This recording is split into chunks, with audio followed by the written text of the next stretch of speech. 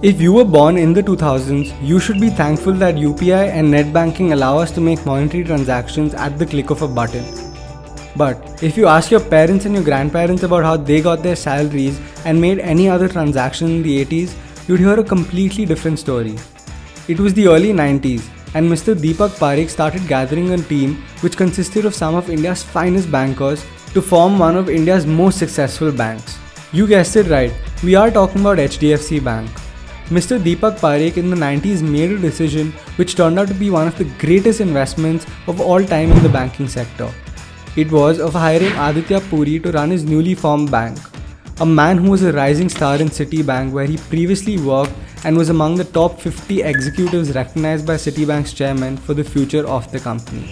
It took some serious persuasion from Mr. Parekh to convince Mr. Puri to come on board, and what happened next is history.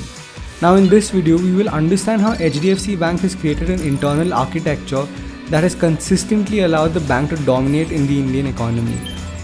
Now here's HDFC Bank's secret sauce.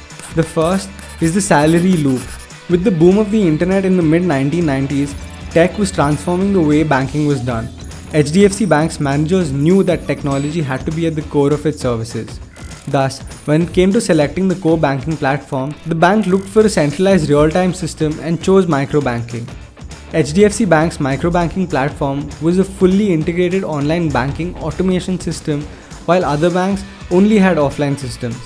In the years that followed, this system helped HDFC Bank provide several innovative solutions to its customers. Let me explain. It is worth remembering that in the mid 1990s, banking didn't really exist in the form that we know of it today.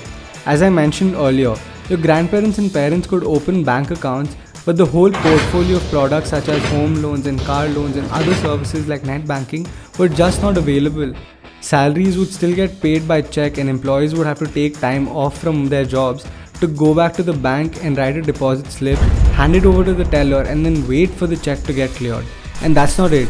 The employer as well would have to take time off to sit and sign numerous salary checks to be given to all the employees. HDFC Bank's centralized technology platform allowed it to kick off a revolution in how employees were paid, and thus became the first among the Indian banks to have a centralized system which helped them come up with the instant online credit of salary along with a notification by SMS and an email at the end of every month. Second, the brokerage play. Current account and saving account deposits are also known as CASA deposits, and they are the biggest and cheapest sources of funds for a bank. Banks do not pay interest on a current account and pay very low interest rates on a savings account. However, banks do pay a higher interest rate on other sources of funds such as fixed deposits and wholesale deposits.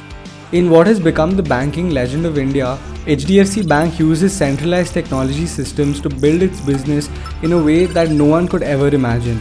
In the late 1990s, the business of share settlements was dominated by banks like Bank of India and Canara Bank.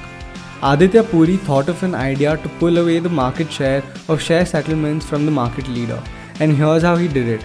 In those days, though stock settlement was electronically done through a demat account, the payment cycle was still manual.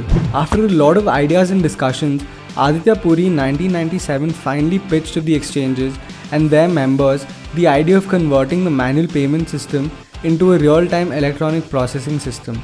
The bank then targeted the entire supply chain of players in the stock market, starting from the investors to the custodian, and convinced them to take up HDFC Bank's automated settlement.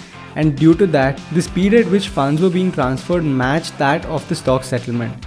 And along with that, the turnaround time for cash to move from one account to the other was also reduced. Now here's the catch. In order to avail any of these services, the players of the stock market had to open an account with HDFC Bank. And this resulted in HDFC Bank getting access to the low-cost deposits and eventually the cash management business of an entire ecosystem of capital market participants. I know this sounds pretty simple, but the real game is in the execution, and that has made HDFC Bank stand apart from the others. After all, banking is all about acquiring funds at a low cost and selling them as loans and services to customers. And even after that, in such a generic market, HDFC Bank managed to excel at executing both sides of the game, one being acquiring funds at low cost and selling them at lucrative rates of interest, and the second, the acquisition happened without any compromise on the quality of its loans